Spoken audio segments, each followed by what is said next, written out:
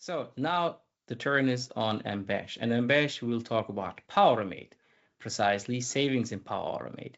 This feature allows you to estimate the time and or cost savings your organization gains from using cloud flows. And how awesome is that?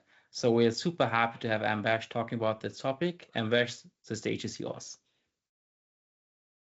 Thank you so much, Fluent. And as you know, the time and the money is really an important thing. So Microsoft introduced a new features which called savings in Power Automate. And today I will be discussing the saving features in the Power Automate. These features basically allow us to estimate the time and or probably the cost savings for the organization gains from using the cloud flows. By setting up the saving rules for each flows, you can automatically track and quantify these benefits every time the flow runs successfully. Awesome. The saving feature introduces the two core components to the Power Automate. So the first one is the saving rule, user-defined configuration attached to the cloud flows that set the baseline for the calculation time or the cost saving. The second component is saving itself, and this is an actual amount of the time or money saved, calculated based on the saving rules and generated from the successful flow runs. This is an important note that only the solution-based cloud flows can have the saving rules. Only successful runs contribute to the saving. Test runs, even if successful, do not count for that. And environment using the Dataverse for team are not supported by the saving feature. Let's talk about different saving rules. So the first one is the money saving rules with the user defined baseline, which define the amount of the money saved by the action being automated. The saving can also be generated either way on the successful runs on once every hours or day or week if the successful run happened in that particular period. The second one is the money saving rules based on the hourly rate. This money saving rule can be based on an hourly rate, converting the time saving in the money savings. This mode is only available if the time saving rule is enabled. And let's see the important time saving rules. So this defines the manual processing time it usually take to manually perform the action being automated. These savings can be generated either or every successful run or once every hours or the day or the week if the successful run happened in that particular period.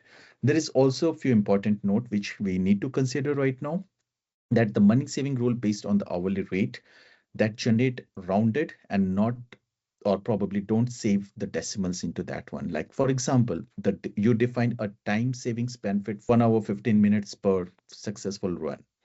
You define a money saving rules with an hourly rate for around 1 hours, and the money saving associated should be 1 hour 25 cents on the successful run, but it rounded to $1. When savings are generated, once you save the saving rules on a cloud flows, every successful run of this flow contribute to generate savings. However, the saving does not immediately generated after the successful run. So a periodic update of the saving amount for the cloud flows perform automatically. It can take up to an hour for a run or to be accounted for probably in the savings amount of its cloud flows.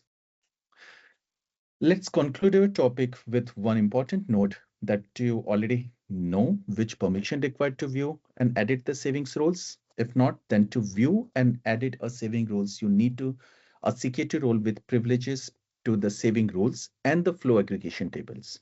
For example, the environment maker rules can view and edit the saving rules on its cloud flows.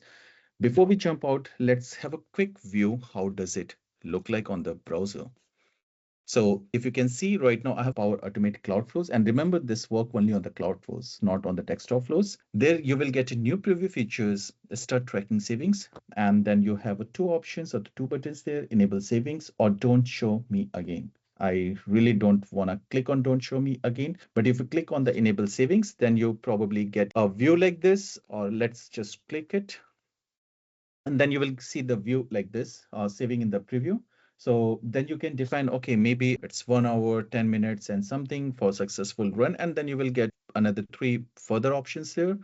So you can opt any one of them, or you can define, okay, enable saving, enable money saving rules, or calculate money savings rules with a user defined baseline. And then you can define, okay, it saves around. So this is the rule set. And again, you will get another flavor there. Once you save it, then you will see in this view. So it will already say that, okay, right now, because nothing has been run, it is just a trial instance, a really vanilla.